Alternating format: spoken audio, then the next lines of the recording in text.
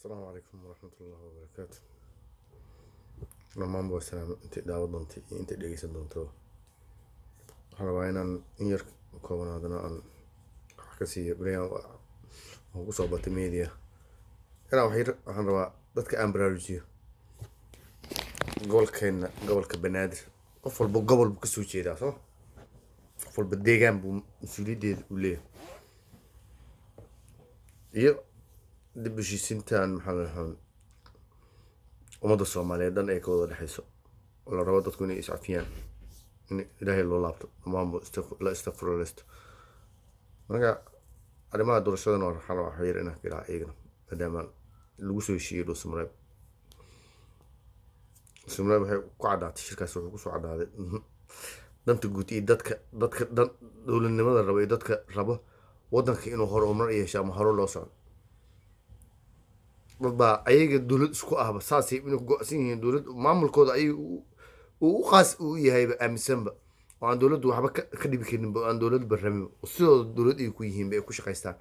dadna ay bahaysanba oo dowlad maalmo nin cusub lagu keenayo oo lagu dul socdo raba inay dowladnimo ama Soomaalinimo iskugu keenaan. mana rabo inaan qof magacaabo dadna magacaabo laakiin waa la isaga jeedaa siyaasadda dalka hadda ka socoto oo wax loo jeedo banaanka yaal. Okay, waxaa qodobada laga soo saaray madaxweynaha wuu saxiixay lafta garan waa saxiixay waa kulli reer garan way saxiixeen oo gobolka Banaadir ku jiro waxa ku jiro Hirshabelle ku jiro Galmudug ku jiro maxumo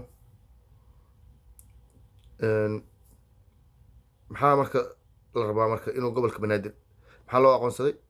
saxiixayaashii oo ka mid noqday maaleedana waa ka hadla waa dhinacan ka qayliyo oo ka dadaalay in shirka uu ka mid noqdo shirkii uu tagay waa ka mid noqday waxbuu soo saxiixay maasha Allah maxumo laakiin ma dhisno Banaadir sidoo kumbada oo madax bannaan la rabaa marka. Okay, waxaan rabaa inaan si toos ah ula hadlo madaxweynihii hore Soomaaliya mudane Ali Mahdi Maxamed la noqdo imaam hadalku ma jira madaxweynihii wuxuu noqdo isaga gudoomiyaha dadka mudlo isaga maanta waxa uu ah odagii hormuudku u ahaa maaha in siyaasiyiin kale ay ma afduubtaan oo shirki mudlo afduubto oo wixii dhan laga dhigo wax siyaasad kale iyo dowlad kale in laga dhinac dhiso dowladda ummadda Soomaaliyeed. Marka waxaan leeyahay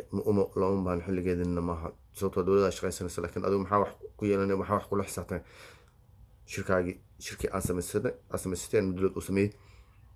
dowladda waa xamalaysa in qalqal la galo Soomaali meel walba ay joogto green in la sheego oo kale aad loo wada cabaaday oo lagu wada jireeyo oo mid kaliya ay muddo qaran ay ku yihiin ay ku shaqaynayso oo ay ku hayso waa asaasaha dowladda Soomaaliyeed waa saldhigii meeshii laga hagaagay oo ka socotay oo Soomaali la isugu keenayo oo doodka ay u dhigteen dhibaatadii iyo qarax iyo wax walba iyo dhib walba dowladnimada soo gaarayso dadkaas ay gaaraan maalmo ayagoo saasita haddana malaha la xisaabtan dowladeedii wixii dowladdu kula xisaabtamaan oo gooniya oo maamul u dhisan oo ayagu ay magacaabeen malaha. waxaan rabaa inaan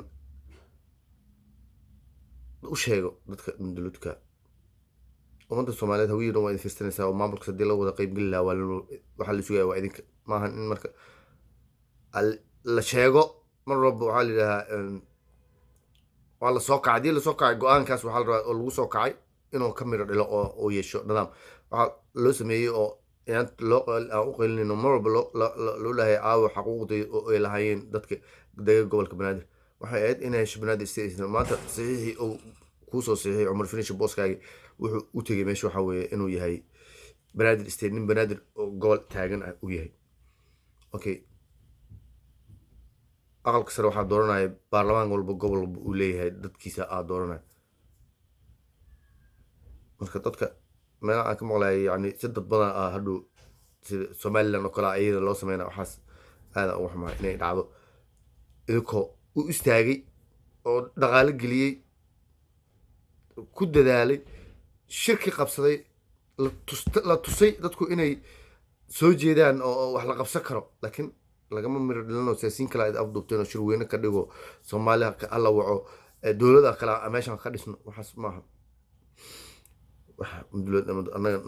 noo cuntamaan maaha dadkuna ay cuntamaan maaha waxaa la rabaa Banaadir State maamulka aad wax ku qaadan lahayd oo kula xisaabtami lahayd horta waa inuu kuu taagan yahay inta December la gaarin inay la sameeyo maamul uu leeyahay madulad uu leeyahay ama uu leeyahay ummadda Soomaaliyeed dadka banaadiriga ama gobolka uu degan inta gobolka degan oo ay hormuud ay ka yihiin madulad uu wado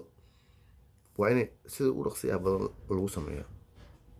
oo aada loo taageersan aadaan u taageersana waa sugeen shirki la sugayo inuu miro fiican ka soo dhalo adeer waa aada u mahadsan yahay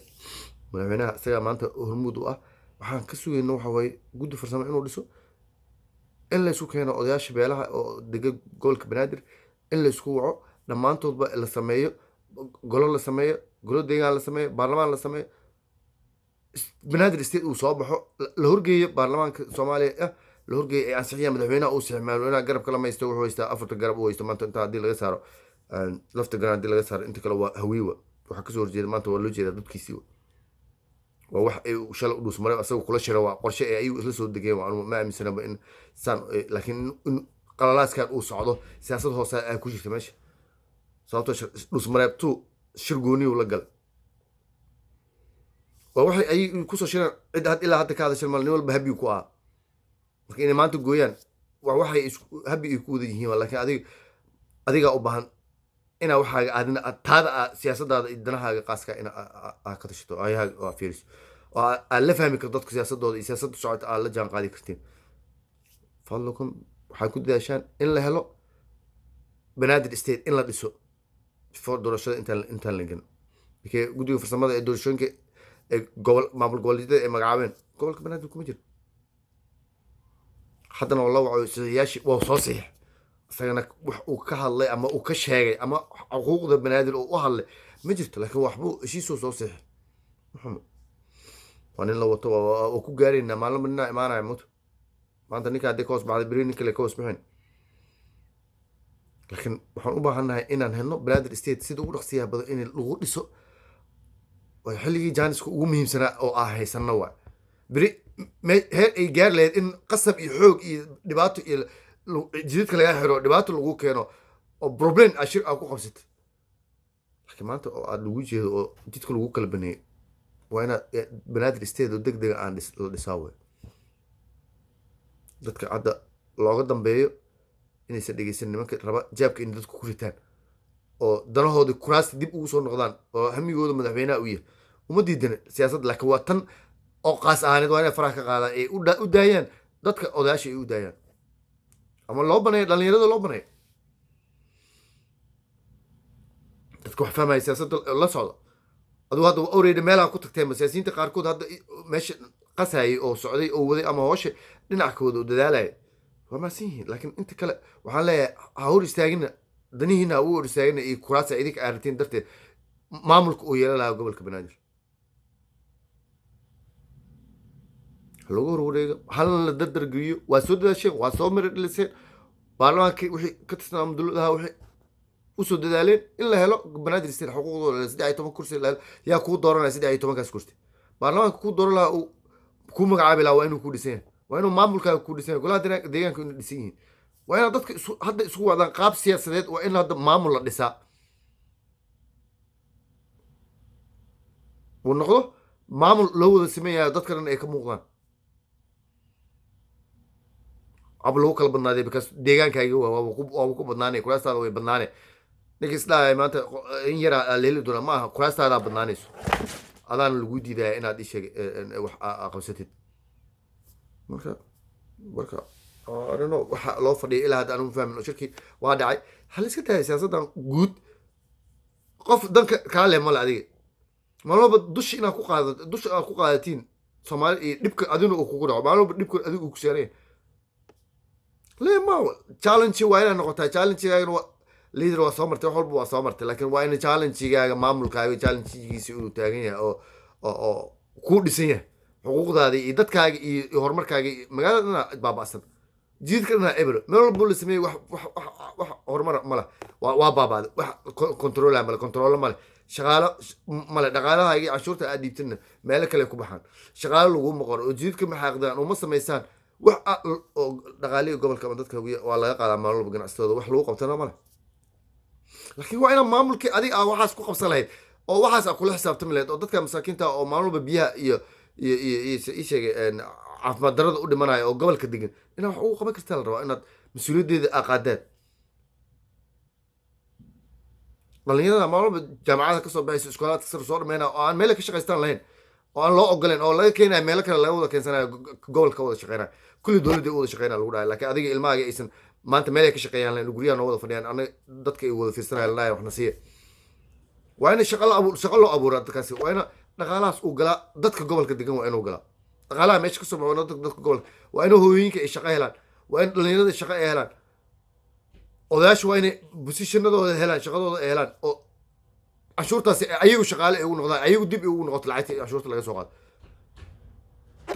dadkooda ka fikira deegaankooda qofku deegaankiisu wax ku noqda haddaada deegaankaagi wax ku noqon karin oo ummadda maalin walba anaale maalin walba anaale qofka ku hortaaga mal adaale waa sax laakiin anaale oo waxba loo dhisayn oo cagta loogu fadhiya anigu aadaa ugu soo horjeeda hadalkii waa badiya umlana raalli ahaada xoogaa guwaabinna waa iga tahayo maanta siyaasadda kalguurka waa xilliga ugu fiicnaay aan rabno inaan dhisno